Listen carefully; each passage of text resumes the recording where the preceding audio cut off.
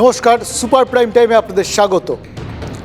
দিল্লি কা লাড্ডুর নাম শুনেছেন তো, যেটা খেলে পস্তাতে হয় আর না খেলেও পস্তানোর ভয়। এই একটা বিষয়ে নেতাদের সঙ্গে আমাদের সমানাধিকার, অনেকটা আমরা সবাই রাজা রাজার রাজত্বের মতো ব্যাপার আর কি। কেন বলুন তো, একটু বুঝিয়ে বলি। দেখুন, দিল্লি দেশ চালায়। আপনি আলু সেদ্ধ, ভাতে ভাত আর নুন খাবেন নাকি মন্ডা মিঠাই জোটাতে পারবেন, সবটাই নির্ভর করে দিল্লি কীভাবে দেশটা চালাচ্ছে তার ওপর। এ তো গেল ছাপোষা নাগরিক জীবনে সরকারের ভূমিকা। নেতাদের জীবনে দিল্লি দরবার কতটা প্রভাবশালী দিলীপ ঘোষকে জিজ্ঞেস করুন। আবার দিল্লির সঙ্গে স্নায়ুর লড়াই কতটা প্রবল তার খোঁজ দিতে পারবেন তৃণমূল নেতারা। আরেকটা স্নায়ু যুদ্ধে তৃণমূল নেতারা প্রায়শই নামেন, সেটা হলো রাজ্যপালের সঙ্গে সংঘাত। সেই সংঘাত আজ অন্য মাত্রা পেল।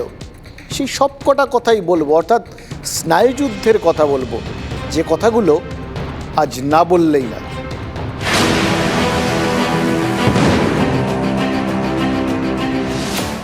আজ শুরুতেই আমাদের শিক্ষায় নজর দিই। শিক্ষার কথা শুনে যেন আবার ভাববেন না যে নিয়োগ দুর্নীতি নিয়ে কথা বলবো। সে তো এসএসসি যা করে রেখেছে তাতে রোজই দুর্নীতির ঝাঁপি খুলতে হচ্ছে। আজ বলবো রাজ্যের সরকারি বিশ্ববিদ্যালয়গুলোর আচার্যকে নিয়ে কিছু কথা।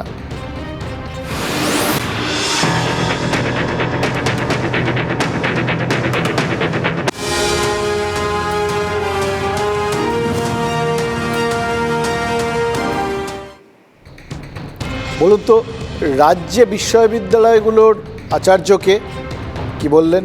রাজ্যপাল। হ্যাঁ, খাতায় কলমে এখনও তিনি আছেন বটে, কিন্তু কতদিন থাকবেন আর সেটা নিয়ে একটু দ্বন্দ্ব হচ্ছে। কারণ একটাই, এক চরম উচ্চতায় পৌঁছে গেছে রাজ্যপাল আর রাজ্যের সংঘাত।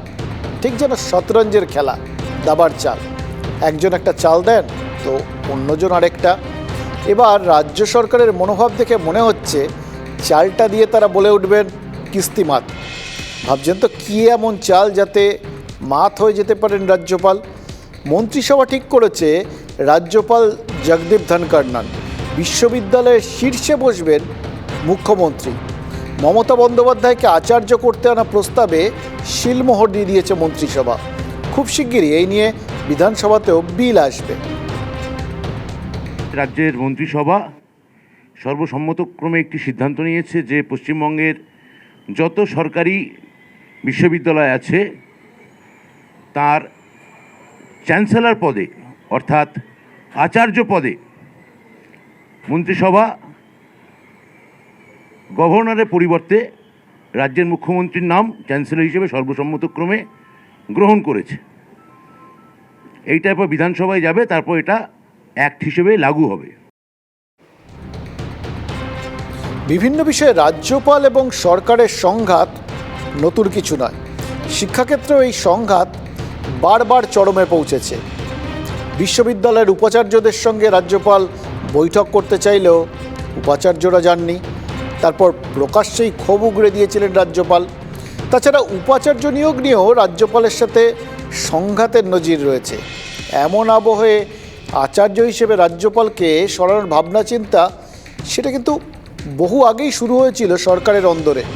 এবার সেই লক্ষ্যে অনেকটাই এগোলো রাজ্য মন্ত্রিসভা। পশ্চিমবঙ্গে রাজ্যের সঙ্গে রাজ্যপালের যে সংঘাত, সেই সংঘাতের দুর্গন্ধ সারা বাংলাকে আচ্ছন্ন করেছে। পশ্চিমবঙ্গ নামক রাজ্যটা চালায় সিএমও, অর্থাৎ চিফ মিনিস্টার্স অফিস, অর্থাৎ ক্ষমতার কেন্দ্রীকরণ, ওভার সেন্ট্রালাইজেশন অফ পাওয়ার। পশ্চিমবঙ্গে একের পর এক যত সংস্থা আছে সেগুলোতে যেমন আজ আর কোনো স্বাধীনতা নেই, কোনো সার্বভৌম ব্যবস্থা নেই। আগামী দিনে বিশ্ববিদ্যালয়গুলোর উপরে সে একই ব্যবস্থা হবে। তৃণমূল সরকার বলুন যে অন্যায়ের উনি প্রতিবাদ করেছেন এবং তার জন্য আজকে রাজ্যপালকে নিয়ে এই সিদ্ধান্ত নিয়েছে। বাংলাটাকে পুরো দেশের বাইরে করে দেওয়ার মতন করে এরা একটা ডিসিশন নিয়েছে। কোনোরকম কিছু দু নম্বরই কাজ হয় সেখানে রাজ্যপাল তাদেরকে ডাকতে পারতো অভিভাবকের মতো, তাদের সঙ্গে কথা বলতে পারতো উপাচার্য হওয়াকালীন, কিন্তু এখানে সেই অধিকারটাও তার কেড়ে নেওয়া হচ্ছে। কেঁচো খুঁড়তে কেউটে বেরিয়ে আসবে, সেই জন্য এই ধরনের সাজানো হচ্ছে সব কিছু। দেখুন, বাম আমলে শিক্ষায় অনিলায়নের অভিযোগ উঠত, কারণ সিপিআইএমের তৎকালীন রাজ্য সম্পাদক অনিল বিশ্বাস নাকি নাক গলাতেন শিক্ষার অলিন্দে। নিয়োগ থেকে নীতি সব কিছুতেই নাকি তিনি প্রভাবিত করতেন। তৃণমূল জমানায় সরকারকে সবথেকে বেশি বেগ দিচ্ছে এই শিক্ষা, নিয়োগ নিয়ে বিতর্ক, অনলাইন অফলাইন ক্লাস এবং পরীক্ষা নিয়ে জলঘোলা চলছে তো চলছেই। এই অবস্থায় উচ্চশিক্ষায় রাজ্য সরকার ক্ষমতায়নের নয়া নজির গড়ল কি? মজা কি জানেন? তৃণমূল নেতারা বিভিন্ন সময় অভিযোগ করেছেন রাজভবনকে বিজেপির পার্টি অফিস বানিয়ে ফেলেছেন রাজ্যপাল। এবার রাজ্যপালের ক্ষমতা খর্ব করতে গিয়ে এক বিজেপি শাসিত রাজ্যের উদাহরণই তুলে ধরতে পারেন তারা। তামিলনাড়ু এবং গুজরাট আগেই এমন সিদ্ধান্ত হয়েছে। বিধানসভায় বিল পাঠিয়েছে কেরল সরকারও। ফলে এই যে বিজেপি শাসিত গুজরাট এই কাণ্ডটা করেছে আগেই, এটা কিন্তু একটা বড় অস্ত্র হয়ে থাকছে এখানকার তৃণমূল সরকারের হাতে। 2010-এ পুঞ্চি কমিশন কেন্দ্রকে প্রথম প্রস্তাব পাঠায়। 2020-তে সেই প্রস্তাবের উত্তর দেয় রাজ্যপাল। তারপরেও অবশ্য খোঁচা দিয়েছিলেন রাজ্যের শিক্ষামন্ত্রীকে। मुझे अत्यंत आश्चर्य हुआ कि शिक्षा मंत्री, जिनको मुझसे चर्चा करनी चाहिए थी, मेरे से मुख्यमंत्री को हम चांसलर बना देंगे। आप तो मुख्यमंत्री को चांसलर के साथ गवर्नर भी बना दीजिए, तभी शायद आपको शांति मिलेगी। ये आसन রাজ্যপাল এবং রাজ্যের এই সংঘাত কোন দিকে গড়ায় সেই বিষয়ে নজর থাকবে। সেরকম নজর রাখতে হবে বিজেপির অন্দরে, কারণ রাজ্যে বিজেপির ভেতরে একটা কিন্তু ঠান্ডা লড়াইয়ের আভাস দিচ্ছেন অনেকে।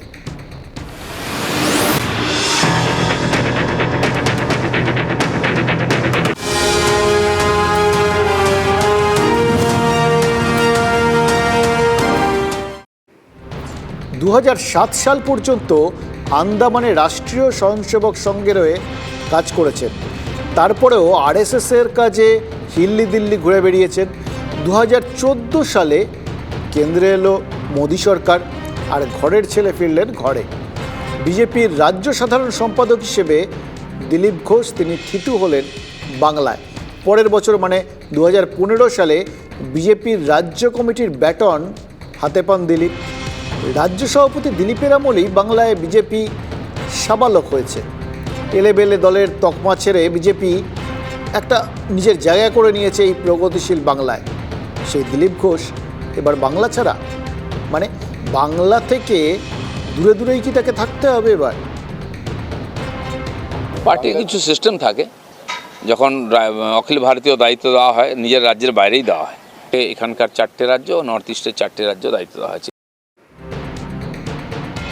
দেখুন, সংঘের ডিসিপ্লিন শেখা দিলীপ ঘোষ দল বিরোধী কথা বলবেন, এটা ভাবাটাও অন্যায়।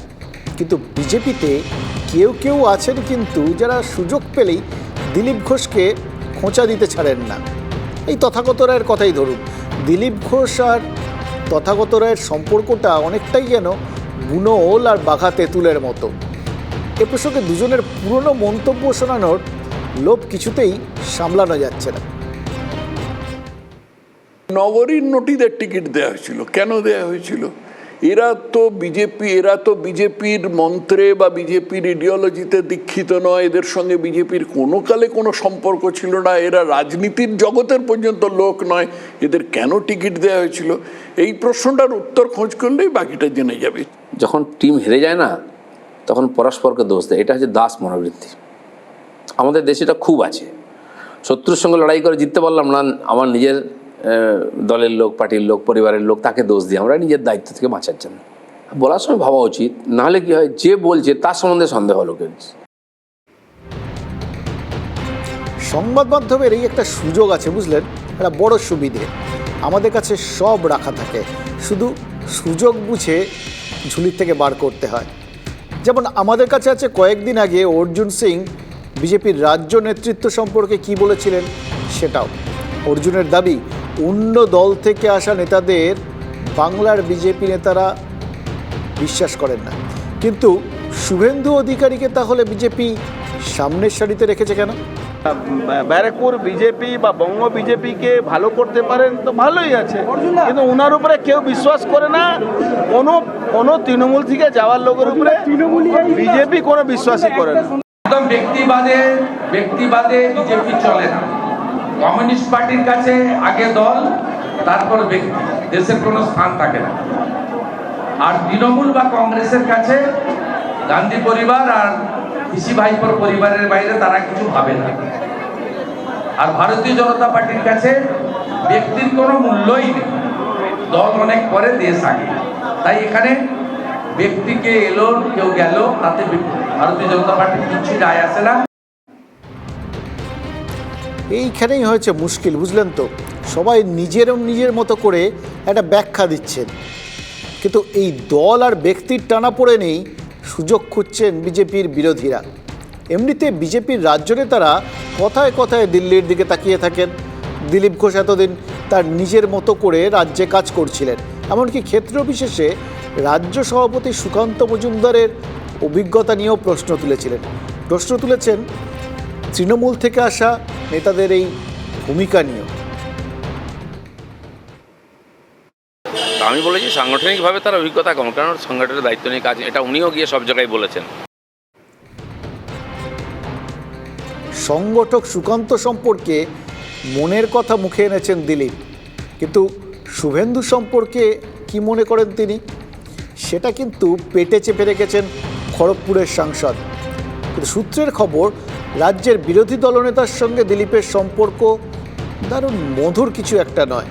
তৃণমূল থেকে আসা নেতাদের দিলীপ ঘোষ ঠিক কতটা বিশ্বাস করেন তা নিয়ে প্রশ্ন উঠতে পারে তার নিজের কথার সূত্রেই।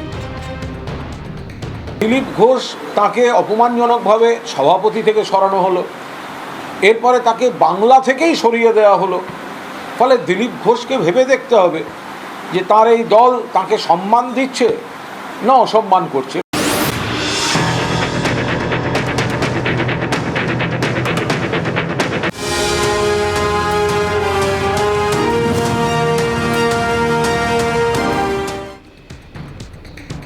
সব বাঙালি একটা সময় নাকি কবিতা লিখত, আর কবি সম্পর্কে বাঙালি মনে একটা অদ্ভুত ধারণা ছিল, মানে একটা বোহেমিয়ান চেহারা, বোহেমিয়ান স্বভাব, কাঁধে ঝোলা ব্যাগ, মুখে গোঁফদারির জঙ্গল, এবং তার সঙ্গে ওই বোহেমিয়ান ব্যাপারটার সঙ্গে মানানসই একটা আগল না থাকা জীবন। এসব না থাকলে নাকি কবি হওয়া যায় না। সেই ধারণা ডাস্টবিনে ছুঁড়ে ফেলে দিয়েছে বর্তমান প্রজন্ম। স্মার্ট টেকসাভি দুনিয়ায় যে প্রজন্ম খালি দৌড়চ্ছে, কিন্তু এড়াতে পারছে না জীবনের ঘূর্ণিপাক। আপনারা জানেন, মফস্বলের মেয়ে, উঠতি মডেল অভিনেত্রী বিদিশা দে মজুমদারের মৃত্যু নিয়ে রহস্য প্রচুর। তুমি বিদিশার সাথে রিলেশনে ছিলে না? আমি আজ অবধি বিদিশাকে আই লাভ ইউ বলিনি, আজ অবধি বলিনি। আমি আই লাভ ইউ বলনি তো ফিজিক্যালি হতে পেরেছিলে? আমাদের শোনো সেক্স করতে পেরেছিলে? তখন তুমি একটা রিলেশনে ছিলে না? আমি অস্বীকার করিনি ওই কথাটা একবারও। টালিগঞ্জে স্টুডিও পাড়ায় পল্লবীদের মৃত্যুর স্মৃতি এখনও ঝাপসা হয়নি, চলছে তদন্ত। পল্লবীর লিভ ইন পার্টনার সাগনিককে গ্রেফতার করে চলছে জিজ্ঞাসাবাদ। কদিন যেতে না যেতেই আবারও এক তরুণীর রহস্য মৃত্যু। পল্লবীর মতো সম্পর্কের জটিলতার কারণেই কি নিজেকে শেষ করে দিলেন বিদিশা? বিষয়টি তদন্ত সাপেক্ষ। তবে বিদিশার হোয়াটসঅ্যাপ চ্যাট এবং তার বান্ধবীর বক্তব্য থেকে এই প্রশ্নই বড় হয়ে উঠছে। পেশায় জিম প্রশিক্ষক অনুভব বেরা মেদিনীপুরের বাসিন্দা। পেশাগত সূত্রেই মাস 6 আগে বিদিশার সঙ্গে অনুভবের আলাপ, ঘনিষ্ঠতা কোন পর্যায়ে পৌঁছেছিল তা একটু আগেই আপনারা শুনেছেন।